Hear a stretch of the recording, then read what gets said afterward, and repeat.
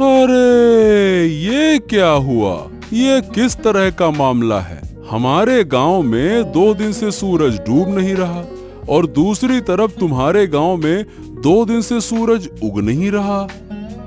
और नहीं तो क्या, अरे तुमको क्या बताऊं, मेरी माँ को है रतौंधी, वो रात में देख नहीं सकती। अब यहाँ 2 दिन से मेरी हालत इतनी खराब हो गई है कि मैं क्या ही बताऊं। माँ घर के कोई काम कर नहीं पा रही क्योंकि रात है और रात में माँ को दिखता नहीं है। वही तो, लेकिन सवाल ये है कि ये हुआ कैसे, ये बताओ। मतलब ऐसा किसने किया? ऐसी घटना तो भैया मैंने पहले कभी ना देखी। कभी ऐसा होता हुआ सुना है क्या? बताओ। हमारे गांव में दिन और तुम्हारे गांव में रात हैं? वही तो, मुझे तो लगता है कि मैं तुम्हारे गांव आ जाऊं। 2 दिन से सूरज की किरण नहीं देख पाया। ऐसा लगता है कि अंधेरे का साम्राज्य आ गया है।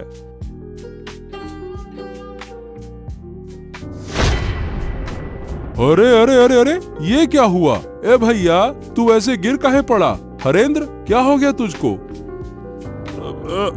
अरे मतलब क्या हो गया, मुझे खुद समझ नहीं आ रहा। मैंने तुम्हारे गांव में आने के लिए जैसे ही कदम बढ़ाया और झटका लगा। बाप रे, मैं तो तुम्हारे गांव में प्रवेश ही नहीं कर पा रहा हूँ।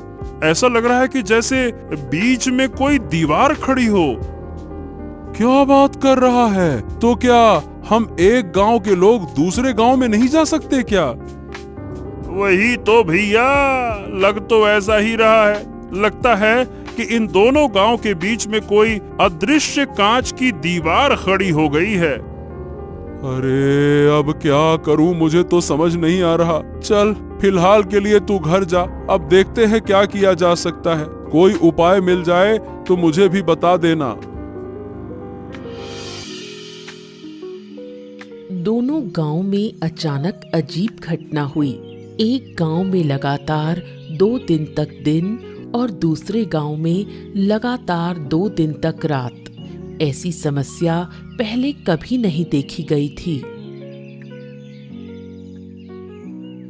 ओ माँ, माँ अब अच्छा नहीं लग रहा। रात क्यों नहीं हो रही है?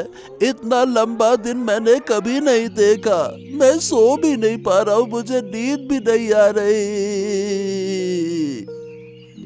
सो नहीं पा रहे हो? क्या हुआ? जाकर सो जाओ। सोने में क्या परेशानी है? मैं क्या सो नहीं रही? वाह, रात के बिना सोने का क्या मजा होता है।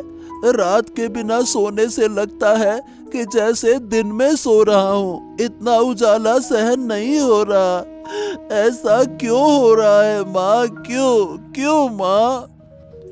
क्या पता किसकी नजर पड़ गई हमारे गांव पर। शायद कोई शाप लग गया है। सुना है हमारे पास वाले गांव में तो 2 दिन से रात हो रही है। 2 दिन से रात हो रही है और रात हो ही नहीं रही है। ये तो बहुत बेकार है। मैं दिन में यहाँ रहूंगा और रात को जाकर उस गांव में सो जाऊंगा। मुझे नहीं रहना दिन में। हाँ, ये हुआ। तुम कैसे सोओगे वो मुझे नहीं पता।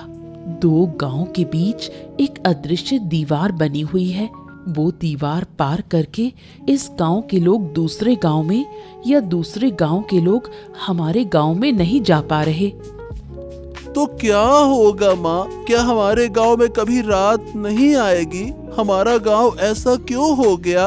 अगर रात नहीं होगी तो सूरज की गर्मी में हमारा पूरा गांव जलकर खाक हो जाएगा माँ। क्या पता बेटा, हमारे भाग्य में क्या है, लेकिन ऊपर वाला जो करेगा वो हमारे भले के लिए ही करेगा। हाँ, मुझे ये सब कुछ अच्छा नहीं लग रहा माँ। मैं सो नहीं पा रहा हूँ। मेरा सर दुख रहा है। 2 दिन से मेरा सर घूम रहा है। शरीर भी लगता है कि जैसे बीमार हो गया है। मैं क्या करूँ माँ? ओहो, तुम यहाँ से जाओ और अब परेशान मत करो। वैसे भी मैं खुद तकलीफ से जूझ रही हूँ। दूसरी तरफ तुम मुझे बार बार परेशान कर रहे हो।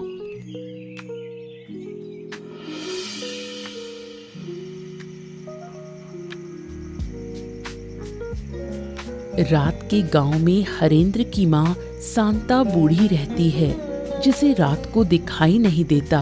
इस वजह से अब जब गांव में रात हो गई है तो शांता बूढ़ी काफी मुश्किल में पड़ गई है। हरेंद्र, ओ हरेंद्र, कहाँ गए तुम? यहाँ आओ, मुझे बाहर ले जाओ, मुझे कुछ भी नजर नहीं आ रहा। अरे बस बस बस बस, आ गया माँ, आ गया। और कितना पुकारोगी? अरे तुम्हारी तकलीफों ने मुझे बेहाल कर दिया है। 2 दिन से तुम मुझे एक पल भी शांति से बैठने नहीं दे रही हो। हरेंद्र हरेंद्र हरेंद्र, कहाँ है, जल्दी आ जल्दी आ। अरे मुझे भी तो बैठने दो। क्या तुम मुझे बोझ समझने लगे हो क्योंकि मैं बूढ़ी हो गई हूँ? जब मैं स्वस्थ थी तब तुमने मुझे पाल पोस कर बड़ा किया, अब तुम मुझे बोझ समझने लगे। हो, यही तो तुम्हारा तरीका है। दिन रात बस एक ही बात बोलती रहती हो, बोझ हो गई हूँ, बोझ हो गई हूँ। अरे तुम देख नहीं सकती हो तो चुपचाप बैठो तो सही। तुमको बैठना है नहीं, इधर उधर भटकना है। हाँ, अब ये बताओ तुम्हें बाहर जाने की क्या जरूरत है? देखो तो सही, पूरा गांव किसी न किसी समस्या में घिरा हुआ है और तुमको बाहर जाना है। क्या तुम्हें अकेले को समस्या है, गांव के और लोग नहीं? तुम्हें क्यों इतनी तकलीफ हो रही है? ऐसा है अम्मा कि मेरी तरह किसी के पास ये रतौंधी वाली माँ नहीं है जिसे लेकर वो परेशान हो।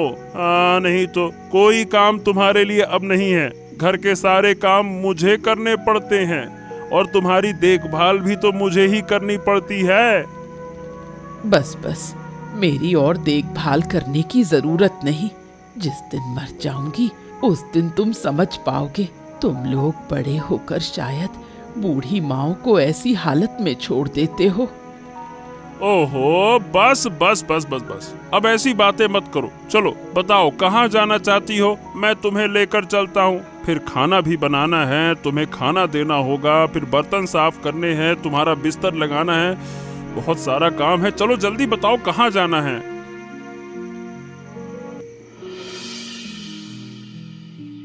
दूसरी ओर दिन और रात वाले दोनों गांव के बीच ही एक बुढ़िया का घर है।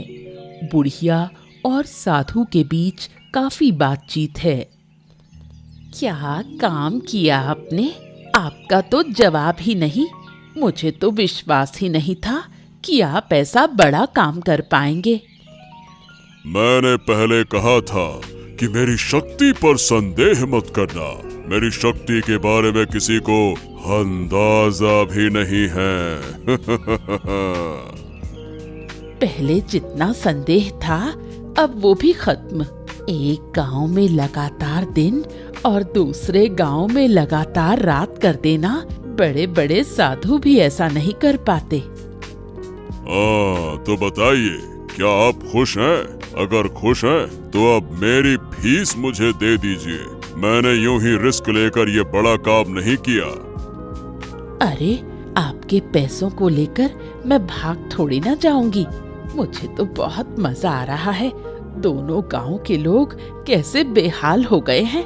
मैं आपको जरूर पैसे दूंगी, साथ में इनाम भी दूंगी। आपने मुझे खुश कर दिया। फिर और क्या कहना है?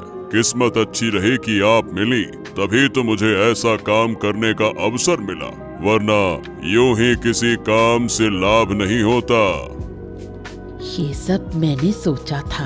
मैं चाहती थी इन दोनों गांव को सबक सिखाऊं। अब आपके जरिए मैंने अच्छे से सबक सिखा दिया। अब देखिए धीरे धीरे क्या होगा। दोनों गांव तबाह हो जाएंगे।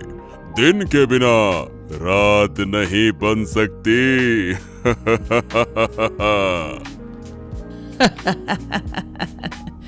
मैं भी यही चाहती थी। मैंने इस दिन का बहुत इंतजार किया है।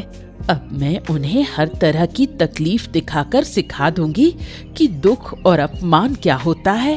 अब वो मेरा कभी अपमान करने की हिम्मत नहीं करेंगे।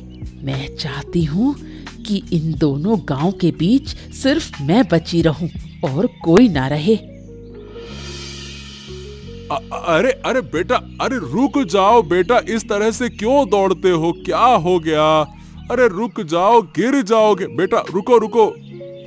पिताजी पिताजी, हाँ, पिताजी पिताजी, मुझे एक बड़ी बात पता चल गई है। मैंने दिन और रात की असली वजह जान ली है। पिताजी पिताजी पिताजी, अब आप कुछ उपाय निकालो, वरना दोनों गांव वाले मर सकते हैं। अरे बेटा शांत हो जा। हाँ, अब ये बता क्या हुआ, कैसे जाना तुमने, बता मुझे। पिताजी हमारे दोनों गांव के बीच में उस बुढ़िया का घर है ना, वही बुढ़िया जो गांव वालों से बात भी नहीं करती, ये सब कुछ वही करवा रही है। क्या? ये क्या कह रहे हो तुम? क्या सच में ऐसा है? पर ये बताओ, तुम्हें कैसे पता चला कि वो करवा रही है? अब मैं सच कह रहा हूँ पिताजी। मैं थोड़ा क्या है कि बाहर गया था, तो बुढ़िया के घर से ना हंसी ठहाके की आवाजें आ रही थी। मैं चुपके से गया, मैंने सब कुछ सुना और देखा कि बुढ़िया ना एक साधु के साथ में योजना बना रही थी। पिताजी, जो करना है अब जल्दी कीजिए। मुझे लगता है कि वो साधु ना बड़ा शक्तिशाली है। अब जब सब कुछ खुल ही गया है तो उस बुढ़िया को छोड़ना नहीं चाहिए। वो जिद करके हमारे विनाश की कोशिश कर रही है ना। वही तो, पर ये समझ में नहीं आ रहा पिताजी कि वो ऐसा कर क्यों रही है। मतलब वो हमसे गुस्सा है क्या, और गांव वाले उससे बात क्यों नहीं करते? हाँ, ये सब बातें जानने के लिए अभी तुम बहुत छोटे हो बेटा। चलो मैं जाता हूँ, हरेंद्र से बात करूंगा, फिर हम दोनों मिलकर बुढ़िया के घर जाएंगे और समझाएंगे। नहीं तो इसके अलावा तो कोई और उपाय नहीं दिखता। वही तो पिताजी, जल्दी कीजिए, मुझे उस साधु पर भरोसा नहीं है। बहुत ही बेकार हंसी हंसता है वो पैसे लेकर चला गया और यकीन है कि वो वापस आएगा।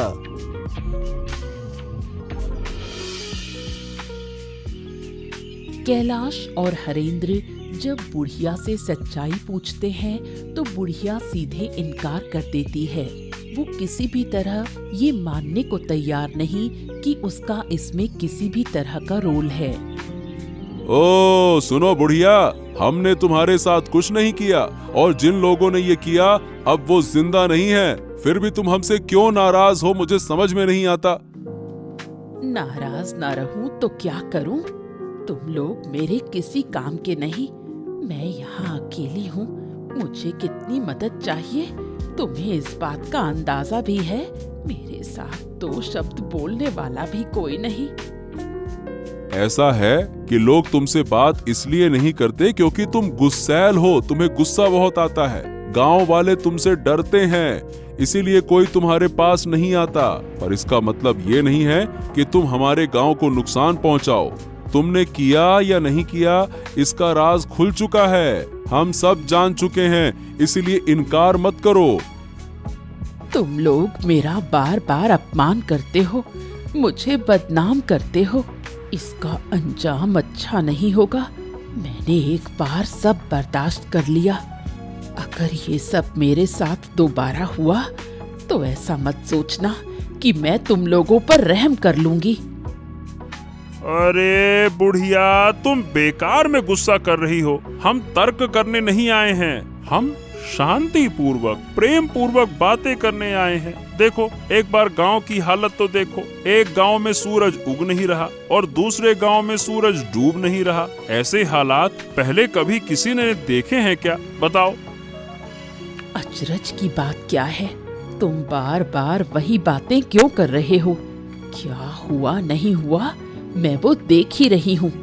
मैं इससे जुड़ी हुई हूँ। तुम लोग यहाँ से चले जाओ, मुझे अकेला छोड़ दो। तुम अकेली क्यों रहोगी? अरे भाई, लोगों का डरना इसलिए है तुमसे क्योंकि वो तुम्हें जानते नहीं हैं। पर इसका मतलब ये तो नहीं ना कि हम तुम्हारे शत्रु हो गए, हम तुमसे अलग हो गए। मैं अब और कुछ नहीं सुनना चाहती। अगर तुम जाओगे नहीं तो ये डंडा देखा है, इसी से तुम्हें पीट पीट कर लाल कर दूंगी।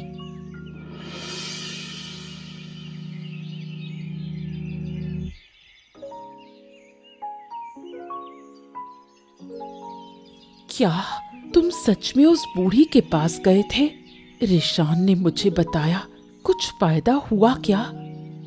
हाँ, जितना समझ में आया उससे ये पता चला कि आराध्या, वो जो बुढ़िया है ना, वो दोनों गांव पर बहुत गुस्सा है। इसीलिए बूढ़ी ने किसी साधु की मदद से हमारे इन दोनों गांव के साथ में ऐसा किया। तो क्या इन दोनों गांव को फिर पहले जैसा करना संभव नहीं? ऐसा लगता तो नहीं है। मैंने और हरेंद्र ने मिलकर बूढ़ी को वैसे तो बहुत समझाने की कोशिश की, पर सही बताऊं बूढ़ी सुनना ही नहीं चाहती है। वो किसी भी तरह से हमारी बात समझना ही नहीं चाहती है। सच में मुझे तो डर लग रहा है। अगर ऐसे ही चलता रहा तो गांव में कोई नहीं बचेगा। धीरे धीरे सब कुछ नष्ट हो जाएगा। तुम सब लोग चिंता मत करो, देखना मैं सब ठीक कर दूंगा। वाह वाह वाह वाह वाह, सुन रही हो इसकी बातें? हम यहाँ इसके पिताजी कुछ कर नहीं पा रहे, उन्होंने हमें लाठी से खदेड़ दिया, अब ये जाकर ठीक करेंगे। क्यों महाशय? तुमने भी ना इस लड़के की बात मान ली है। इसे इन चीजों की क्या समझ? उसने जो कहा वही बहुत है। अरे माँ, मैं यूं ही नहीं कह रहा, मैं सच कह रहा हूँ। मैं सब कुछ ठीक कर दूंगा, तुम लोग देख लेना। उस साधु को मैं जानता हूँ, अगर मैं उसे एक बार पकड़ लूंगा तो उसे नष्ट कर दूंगा। बहुत मारूंगा मैं उसे गुच्छे बना के। अच्छा, समझ गया। लेकिन हाँ, फिर कोई शरारत करने से पहले जरा सोच समझ कर। वैसे भी हमारी मुश्किलों का अंत नहीं है। अब आगे क्या होगा समझ नहीं आता। कहीं तुम्हारी हरकतों से वो बुढ़िया और गुस्सा ना हो जाए। नहीं पिताजी, मैं शरारत परारत नहीं करता। अब मैं बड़ा हो गया हूँ। पर हाँ, आप चिंता मत कीजिए, अब आगे जो होगा अच्छा ही होगा, देख लेना। अब बहुत बातें हो गई। तुम दोनों जाओ और हाथ मुंह धोकर आओ, मैं खाना देती हूँ।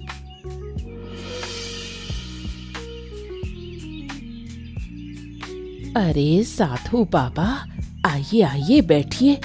मैं तो आपका ही इंतजार कर रही थी। कितनी बातें हुई, आपको तो कुछ पता ही नहीं। क्या बात है? फिर क्या हुआ? कोई नई कहानी हुई क्या?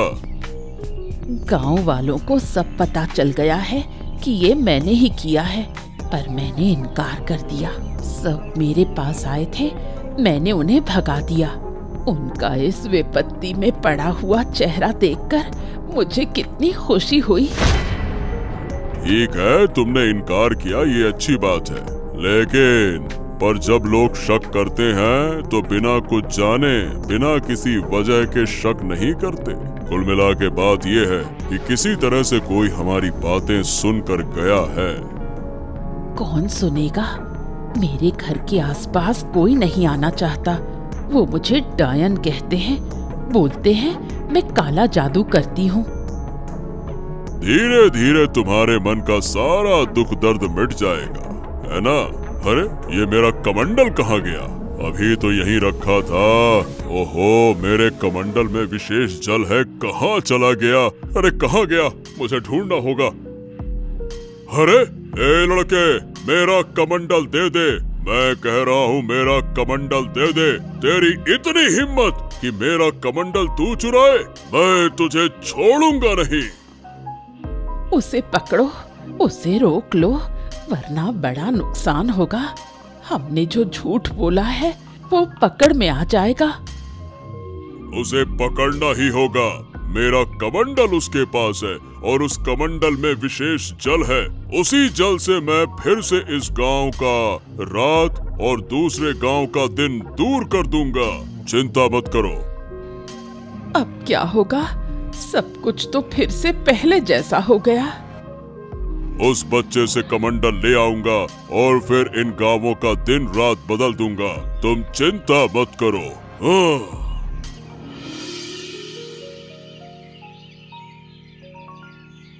ए लड़के, तेरी इतनी हिम्मत कि तूने मेरा कमंडल छुआ, मैं तुझे श्राप दे सकता हूँ। क्या तू जानता है? मुझे हाँ, मुझे मुझे किसी चीज का डर नहीं है। मैंने इन दोनों गांवों को फिर से पहले जैसा कर दिया है। इन दोनों गांवों की दुख चिंता दूर कर दी है मैंने।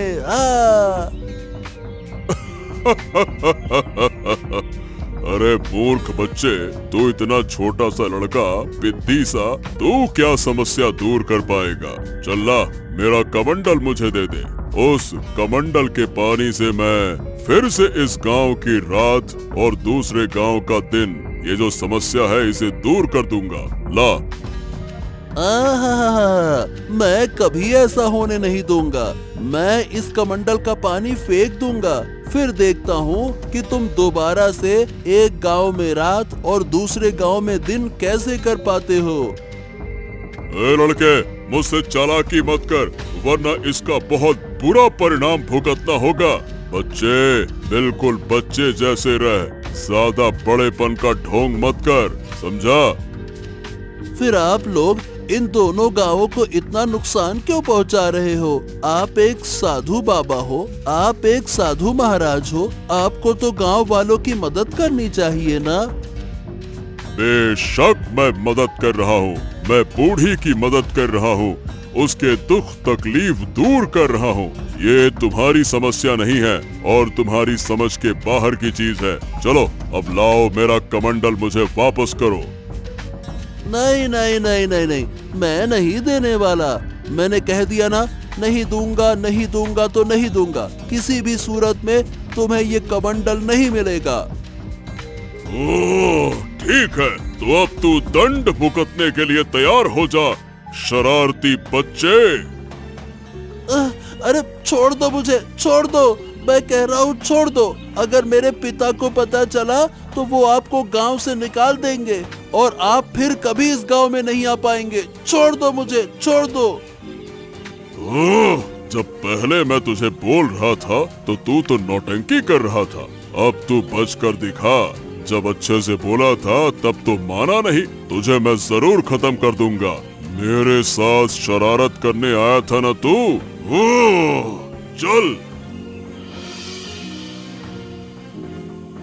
रिशान को न पाकर कैलाश का परिवार पगला सा हो जाता है। लोग समझते हैं कि इस अनहोनी के पीछे जरूर बुढ़िया का ही हाथ है। बूढ़ी माँ, बूढ़ी माँ, बूढ़ी माँ, हमें बचाओ, हमारी मदद करो बूढ़ी माँ। हम तुमसे हाथ जोड़कर विनती कर रहे हैं बूढ़ी माँ। क्या हुआ? फिर कोई अनहोनी हो गई? मैं किसी की मदद नहीं कर सकती, मैं मदद करने वाली नहीं हूँ। तुम लोग तो मुझे डायन कहते हो, बोलते हो मैं काला जादू करती हूँ। मैं काला जादू करती हूँ, मैं किसी की मदद क्यों करूँ? हमारी मदद करो, दया करो बूढ़ी माँ, दया करो। हमें अपना बेटा नहीं मिल रहा, कहाँ गया हम कुछ नहीं जानते। आप खोज कर बताइए, मुझे पता है कि आप जानती हैं। अब बहुत दुख हुआ ना, पर उस दिन जब मैंने गांव वालों के पास जाकर अपने बच्चे के लिए मदद मांगी थी तो तुम लोग कहाँ थे? तब तुमने मेरी मदद नहीं की। क्यों? मैं गरीब हूँ इसलिए? क्या आप ऐसा क्यों कह रही हैं? मैं सही कह रही हूँ, मेरा बच्चा बीमार था। मैंने सबके पास मदद मांगी, किसी ने मेरी मदद नहीं की। सबने मुझे अपमान करके भगा दिया। आखिर मेरा बच्चा मर गया। क्या मैंने कम दुख पाया? अब वो तो हमें कुछ भी नहीं पता था। आप हमें इतनी बेकार नजरों से क्यों देखती हैं? कृपया करके बताइए ना, मेरा बेटा कहाँ है? मैं अपने बच्चे के बिना नहीं जी पाऊंगा, नहीं जी पाऊंगा। जीऊंगी, जरूर जीऊंगी। तुम लोग सब जियोगे, पर अंदर तक तीव्र पीड़ा के साथ जियोगे, जैसे कि मैं इतने समय से जी रही हूँ, अपने बच्चे की यादों को थामे हुए। अरे कैसी इंसान है आप? एक छोटा बच्चा मेरा नहीं मिल रहा, कोई अनहोनी हो गई तो क्या आप थोड़ी सहानुभूति नहीं दिखा सकती? हर समय दुश्मनी दुश्मनी दुश्मनी, क्यों क्यों?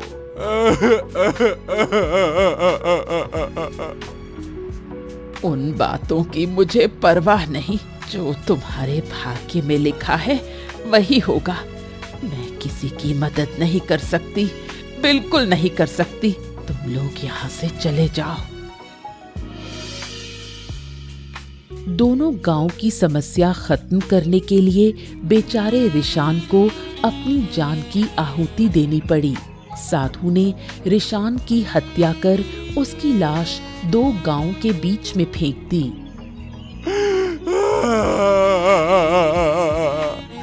ये मेरे साथ क्या अनर्थ हो गया? मेरा बच्चा, मेरा लाल, जरूर ये उन्हीं लोगों का काम है। उठ जा रे बेटे, उठ जा बेटे, मेरे बच्चे। हाय हाय, अब मेरा क्या होगा?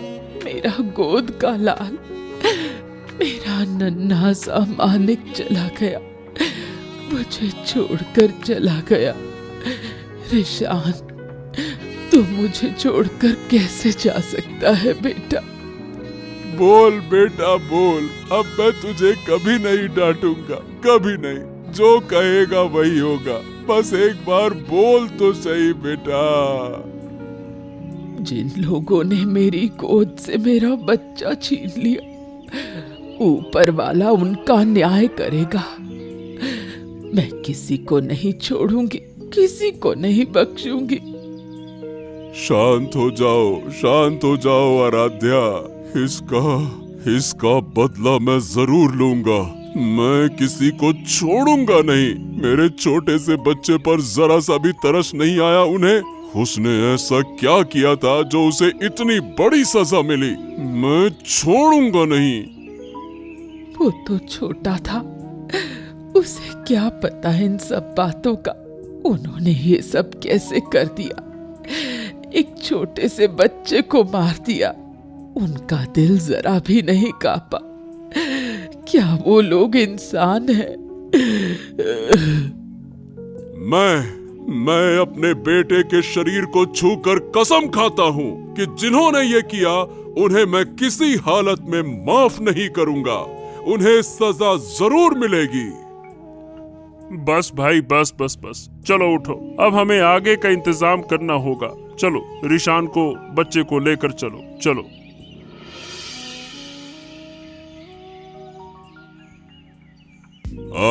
क्या बूढ़ी, अब तो तुम खुश हो ना? तुम्हारी मनोकामना धीरे धीरे पूरी कर रहा हूँ। अब तुम मेरी तरफ भी थोड़ा ध्यान दो। अरे आप चिंता मत कीजिए, आपके सारे पैसे मैं दे दूंगी, कोई दिक्कत नहीं होगी। आप बस इसी तरह मेरा काम करते रहिए। मैं इतनी खुश पहले कभी नहीं हुई। अगर तुम चाहो तो मैं तुम्हें और भी खुश कर सकता हूँ। जरूर चाहती हूँ। मैं चाहती हूँ कि इन दोनों गांव का एक भी बच्चा जिंदा ना बचे, सबकी गोद खाली हो जाए। आज जो लोग रो रहे थे, उन्हें देखकर मुझे कैसी पिशाची सी खुशी मिल रही थी, क्या बताऊं। बहुत बढ़िया, बहुत बढ़िया। तो तुम पैसों का इंतजाम करो, मैं एक एक करके इन दोनों गांव के सारे बच्चों को मार दूंगा। मैं वादा करता हूँ कि इन गांव में एक भी बच्चा जिंदा नहीं रहेगा। यही तो मैं चाहती हूँ। मैं इसी दिन का इंतजार कर रही थी। बेटे, तू ऊपर बैठा देख रहा है ना? देख, तेरी माँ तेरी मौत का बदला ले रही है। जो दर्द मुझे हुआ था, वही दर्द अब मैं सबको दूंगी। इतनी जल्दी खुश मत हो। हमें धीरे धीरे सब करना होगा। आज से हर रात इन 2 गांवों में एक एक बच्चा गायब होगा और मैं उसका बलिदान दूंगा। इससे तुम्हारा भी फायदा होगा और मेरा भी स्वार्थ सिद्ध होगा। कोई दिक्कत नहीं, मैं हर रात तुम्हें बच्चों को पकड़ने में मदद करूंगी। जरूरत पड़ी तो खुद पकड़ कर लाऊंगी। सब मुझे डायन कहते हैं, अब मैं उन्हें दिखाऊंगी असली डायन क्या होती है। तो फिर ठीक है, मैं बलिदान की पूरी व्यवस्था करता हूँ। हर रात एक बच्चे की हत्या करनी होगी, तभी मैं और शक्तिशाली बनूंगा। नहीं, अब ये सब कुछ और नहीं चलेगा। मैंने अपने बेटे को खो दिया है। मैं नहीं चाहता कि किसी और का बच्चा ऐसे मरे। बच्चे को खोने का दर्द मैं अच्छी तरह से जानता हूँ। हाँ, लेकिन कैलाश, अब हम करेंगे क्या दादा? वो साधु तो बहुत ताकतवर है, उससे हम लड़ेंगे कैसे? साधु को बाद में देख लेंगे। पहले उस डायन बूढ़ी का कुछ करना होगा। उसका दिमाग खराब हो गया है। बेटे को खोकर पागल हो गई है वो, पागल। अच्छा ठीक है, लेकिन हम उसे मार तो नहीं सकते हैं ना? हमने अपने बेटे के शरीर को छूकर कसम खाई है, जिन्होंने ये किया है उन्हें सजा देंगे। उस डायन बूढ़ी से बड़ी सजा और कोई नहीं हो सकती। अच्छा, क्यों नहीं मार सकते? जब उसने मेरे बच्चे को नहीं छोड़ा, जब उसे गांव के सभी बच्चों को मारने का मन हो रहा है, तो मैं भी उस विकृत दिमाग की डायन को मार सकता हूँ। बिल्कुल मार सकता हूँ। खून का बदला खून, बिल्कुल। और मैंने तय कर लिया है, बूढ़ी को मैं जिंदा जला दूंगा। उसके लिए यही सजा सही रहेगी। अगर वो जिंदा रही तो कभी नहीं सुधरने वाली। उसका दिमाग पूरी तरह से खराब हो चुका है। ठीक है, मुझे कोई आपत्ति नहीं है, लेकिन गांव के लोग क्या कहेंगे? एक जिंदा इंसान को जलाकर मार देंगे तो क्या ये ठीक रहेगा? वो इंसान नहीं है भाई, वो इंसान हो ही नहीं सकती। वो एक डायन है, डायन। और डायन को जलाने का आदेश खुद भगवान ने दिया है। अगर तुम मेरे साथ रहना चाहते हो तो रहो, नहीं तो मैं अकेले ये काम करूंगा और आज ही मैं उसके घर में आग लगा दूंगा। नहीं नहीं नहीं नहीं, ऐसी बातें क्यों कर रहे हो? मैं तुम्हारे साथ रहूंगा। ये बूढ़ी हमारे गांव के लिए भी बड़ी मुसीबत बन गई है। अब बस बहुत हो गया। चलो, जो फैसला लिया है वही करेंगे। चलो। बूढ़ी के घर में आग लगाने से वो जलकर मर गई। उसके मरने के बाद सब लोगों ने मिलकर साधु को सजा देने का निश्चय किया। साधु, ओ साधु, अरे कहाँ है रे तू? आज तेरे पापों का अंत होगा। निकल बाहर। क्या हो गया? सब लोग मेरे आश्रम में क्यों जुटे हो? क्या तुम्हें मेरी शक्ति का अंदाजा नहीं है क्या? अहंकार पतन की जड़ है, ये बात जानते हैं ना आप?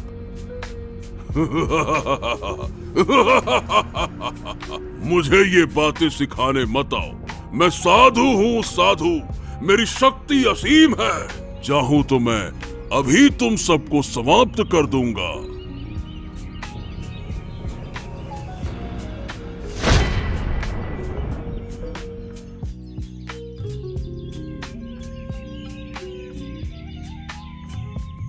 हाँ, आखिरकार हमारे गांव से बुरी नजर हट गई। अब हमारे गांव पर फिर कोई विपत्ति नहीं आएगी। अगर फिर कभी कुछ हुआ तो हम सब मिलकर उसका सामना करेंगे।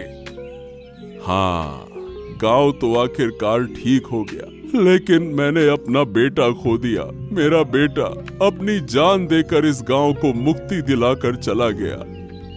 चिंता मत करो कैलाश, जब तक इस गांव के लोग जिएंगे तुम्हारे बेटे को सब याद रखेंगे। सब तुम्हारे बेटे का सम्मान करेंगे। पीढ़ी दर पीढ़ी तुम्हारा बेटा हमारे इन दोनों गांव के बीच जिंदा रहेगा। ऐसा ही हो बूढ़ी माँ, ऐसा ही हो। लेकिन अब से हमें ये भी ध्यान रखना होगा कि बूढ़ी के बेटे जैसा कोई और बच्चा किसी बीमारी में आकर मदद ना पाकर मर ना जाए, वरना हर घर में ऐसी डायनें पैदा हो जाएंगी। बिल्कुल सही कह रही हो आराध्या। हम सब एक दूसरे का ध्यान रखेंगे। ये दोनों गांव अब से अलग नहीं रहेंगे, बल्कि हमेशा एक दूसरे की मदद करेंगे। ऐसा ही हो, और मैं अनुरोध करूंगी कि मेरे बेटे के लिए सब लोग प्रार्थना करें। सब मेरे बेटे को याद रखें, सुख शांति से रहें। ऐसे ही मजेदार किस्से देखने के लिए हमारे चैनल को सब्सक्राइब करना ना भूलें।